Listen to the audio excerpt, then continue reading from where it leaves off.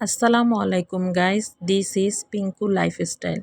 আজকে আমি অনেক দিন পর আমার ফ্যামিলির জন্য বিকালে মজাদার নুডলস রান্না করলাম। এই জন্য প্রথমে চিকেনের সাথে আদা বাটা, রসুন বাটা, টমেটো সস, সয়া সস এবং লবণ দিয়ে কতক্ষণ মেখে 10 থেকে 15 মিনিট ম্যারিনেট করে রেখে দিলাম।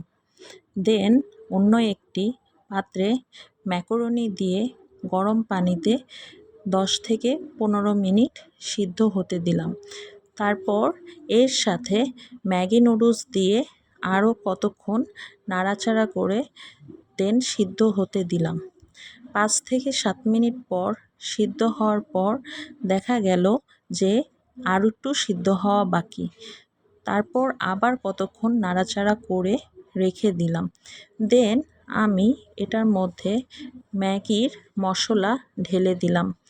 তারপর আবার কতক্ষণ নাড়াচাড়া করলাম।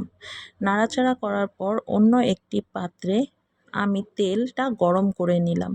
গরম হওয়ার পর এর মধ্যে ম্যারিনেট করা চিকেনটি কড়াইতে দিয়ে দিলাম। তারপর কতক্ষণ নাড়াচাড়া করতে করতে এটা যতক্ষণ বাদামি না হলো ততক্ষণ ভাজতে থাকলাম। তারপর এর মধ্যে চিংড়ি দিয়ে চিংড়িটাও ভেজে নিলাম। অন্য একটি পাত্রে আবার পেঁয়াজ দিয়ে ভাজতে থাকলাম লাল হওয়ার আগ পর্যন্ত। তারপর এর মধ্যে ডিম দিয়ে দিলাম। ডিম দিয়ে কতক্ষণ নাড়াচাড়া করে বাদামি হওয়ার আগ পর্যন্ত এটি ভাজতে থাকলাম।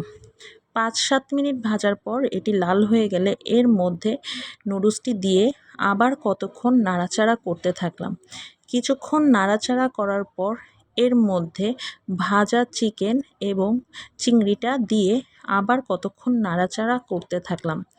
কতক্ষণ নাড়াচাড়া করতে করতে এটি একদম যখন তৈরি হয়ে গেল তখন এর মধ্যে আমি কিছু কাঁচামরিচ দিয়ে দিলাম।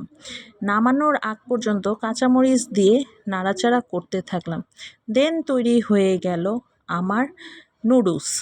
এরপর এটি পরিবেশনের জন্য আমি অন্য একটি প্লেটে ঢেলে পরিবেশন করলাম।